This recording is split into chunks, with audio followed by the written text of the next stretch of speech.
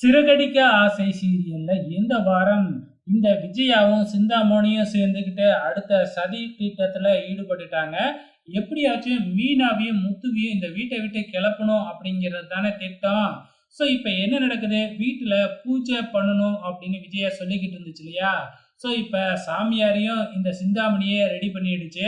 So Chintamani ready பண்ண சாமியார்னா எப்படி இருக்கும் அப்படிங்கிறது நமக்கு நல்லாவே தெரியும் இல்லையா. அந்த சாமியாரும் ஒரு போலி சாமியாரா தான் இருக்கும். அதே மாதிரி இங்க மீனா தான் சாமியாருக்கு தேவையான எல்லா வேலையும் செய்றாங்க. அதுக்கப்புறம் என்ன, சாமியார் வந்து உட்காந்துக்கிட்டு தான் மேல வந்து சாமி புகுந்த மாதிரி, இந்த வீடு நல்லா இருக்கணும்னா 2வது மருமக இந்த வீட்ல இருக்கக்கூடாது. அதையும் மீறி இந்த வீட்ல இருந்துச்சு அப்படின்னா, அதாவது விஜயாவோட வீட்டுக்காரர் உயிருக்கு ஆபத்து அப்படின்னு வேணும்னே ஒரு பொய்ய சொல்லுது. இதுக்கப்புறம் என்ன, மீனா ஒரே அழுகாட்சி தான்.